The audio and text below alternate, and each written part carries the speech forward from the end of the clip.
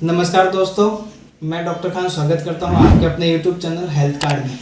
आज मैं आप लोगों के लिए एक डिजीज़ लेके आया हूं। बहुत ही खतरनाक डिजीज़ आप इसको बोल सकते हैं, जानलेवा बीमारी बोल सकते हैं। एक तरह का बुखार होता है जिसको हम डेंगू बुखार बोलते हैं। डेंगू बुखार की जो स्टेज होती है, मैक्सिमम 3 स्टेज इसकी हम गिनते हैं। पहली जो स्टेज होती है डेंगू की, वो डेंगू बुखार नॉर्मल एसिम्टोमेटिक या हल्के फुल्के सिम्टम्स आपको हो सकते हैं, फीवर फ्लू जैसे। इसकी सेकंड स्टेज जो होती है वो होती है डेंगू हेमोरेजिक स्टेट। इसमें क्या होता है कि आपके ब्लड के अंदर जो थक्का जमाने वाले जो पार्टिकल जो होते हैं ब्लड में, जिसको प्लेटलेट बोलते हैं, उसका डिस्ट्रक्शन स्टार्ट हो जाता है और आपके थक्का जमने की कैपेसिटी जो होती है ब्लड में वो कम हो जाती है और आपको कहीं से भी हेमोरेज स्टार्ट हो सकता है, यानी गम से ब्लीडिंग हो सकती है, आपके वॉमिटिंग के साथ ब्लड आ सकता है या फिर टॉयलेट के साथ ब्लड आ सकता है। तीसरी जो स्टेज होती है वो होती है डेंगू शॉक। शॉक में क्या होता है कि पेशेंट्स के वाइटल गिरने लगते हैं, ब्रेडिकार्डिया या टैकीकार्डिया होता है, डिस्निया हो सकता है, उसको असाइट्स अनासार्का की कंडीशन हो सकती है, प्लूरल इफ्यूजन हो सकता है और उसकी बीपी धीरे धीरे गिरने की संभावना बढ़ जाती है। मैक्सिमम ये डेंगू के 3 स्टेज होता है। अब डेंगू होता किससे है? डेंगू एडीज इजिप्टी एक मॉस्किटो आता है, उसके काटने से होता है। डेंगू के कितने टाइप हैं, कितने स्ट्रेन हैं? तो डेंगू के मेनली 4 स्ट्रेन होते हैं, 5 स्ट्रेन भी है, लेकिन 5वां स्ट्रेन को इन्होंने सेपरेट कर दिया था, अलग कर दिया था। मेनली अपन 4 स्ट्रेन डेंगू के बोल सकते हैं, DENV 1 से लगा करके DENV 4 तक। इसके 4 सीरोटाइप होते हैं। डेंगू क्या कॉन्टेमिनेटेड डिजीज है? तो डेंगू कॉन्टेमिनेटेड डिजीज नहीं है, संक्रमण वाली बीमारी नहीं है, यह एक दूसरे से नहीं फैलती है। इसको एक दूसरे में फैलने का सिर्फ एक ही कारण अभी तक सामने आया है कि अगर कोई प्रेग्नेंट लेडी है, गर्भवती महिला है, तो उससे उसको बच्चे में फैल सकता है। तो फिर डेंगू के फैलने का रीज़न क्या है, तरीका क्या है? डेंगू को फैलने के लिए सबसे पहले एडीज मच्छर को किसी डेंगू से संक्रमित व्यक्ति को काटना होगा, फिर उसको स्वस्थ व्यक्ति को काटना होगा ताकि डेंगू से संक्रमित व्यक्ति के जो वायरस है वो स्वस्थ व्यक्ति में डाले। उसके बाद में आपको डेंगू होने की संभावना बढ़ जाती है। डेंगू के सिम्टम्स कितने दिनों में आता है? तो डेंगू के सिम्टम्स मच्छर के काटने के 8 से 10 दिनों में आपके सिम्टम्स आता है। उसके सिम्टम्स के जो टाइप होते हैं, मैक्सिमम 3 टाइप हम उसको डिस्क्राइब कर सकते हैं। 1 से 3 दिन तक एसिम्टोमेटिक या नॉर्मल सिम्टम्स वाले सिम्टम्स आपको देखने को मिलेंगे, हल्का फुल्का बुखार, हाथ पैर दर्द करना वगैरह।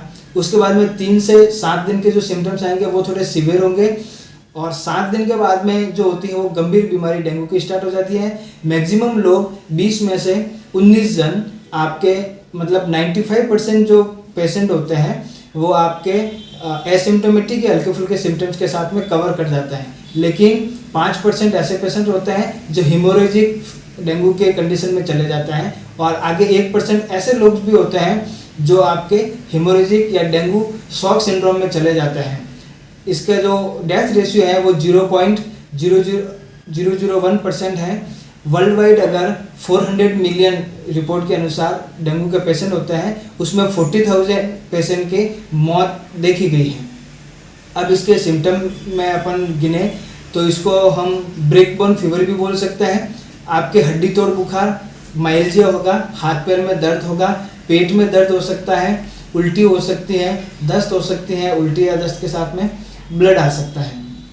अब डेंगू फीवर को कब आपको सीरियस लेना चाहिए? ज़्यादातर डेंगू फीवर जो होता है वो एसिम्टोमेटिक होता है या फिर हल्के फुल्के सिम्टम्स के साथ में तैयार हो जाता है, लेकिन जब डेंगू हिमोरेजिक स्टेज में चला जाए तब आपको सीरियस होने की कंडीशन है। आपको दिन 24 घंटे में 3 या 4 बार उल्टी हो रही है, शरीर बहुत तेज दर्द कर रहा है, हद से ज़्यादा आपको थकावट हो रही है, आपको उल्टी के साथ में ब्लड स्प्लिट है या ब्लड है, या फिर गम से ब्लीडिंग हो रही है, या फिर टॉयलेट के साथ में ब्लड आ रहा है, या फिर आपके उठने की कंडीशन नहीं है, पेट के अंदर दर्द या पानी का भराव स्टार्ट हो गया है, असाइड्स की कंडीशन हो गई है, उस पानी का भराव आपके फेफड़ों तक चला गया है, प्लूरल इफ्यूजन की कंडीशन पैदा हो गई है, आपका बीपी गिर रहा है, पसीना आ रहा है, कुछ भी खाने के बाद में आपको उल्टी का सामना करना पड़ रहा है। अगर ऐसी कंडीशन है तो वो आपके इमरजेंसी है, उस कंडीशन में आपको हॉस्पिटल में जाके बताना चाहिए। डेंगू के प्रिवेंशन क्या है?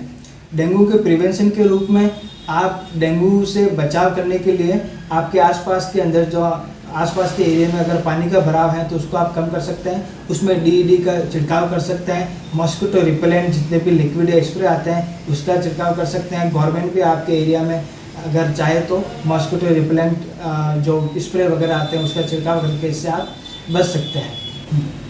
अब डेंगू का वैक्सीन भी अवेलेबल है, तो डेंगू का वैक्सीन आपको लगाना चाहिए या नहीं लगाना चाहिए।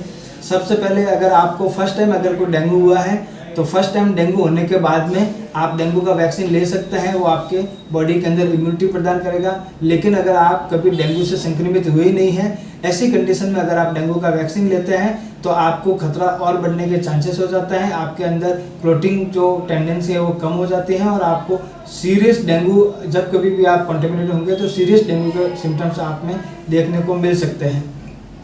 अगर आप किसी एक स्ट्रेन से प्रभावित हुए हैं तो दूसरी बार अगर आपको डेंगू होने की संभावना होती है तो वो दूसरी बार का जो सिम्टम्स होंगे डेंगू के वो आपके हेमोरेजिक या शॉक सिंड्रोम वाले हो सकते हैं। तो दोस्तों आज हमने डेंगू के बारे में जानकारी दी है आपको, हम इसका पार्ट 2 बनाएंगे, उसमें हम आपको बताएंगे कि डेंगू से बचने के लिए क्या करना है और डेंगू का ट्रीटमेंट क्या करना है। ट्रीटमेंट में हम आपको एलोपैथिक ट्रीटमेंट भी बताएंगे स्टेप बाय स्टेप और होम्योपैथिक मेडिसिन के बारे में भी आपको जानकारी देंगे।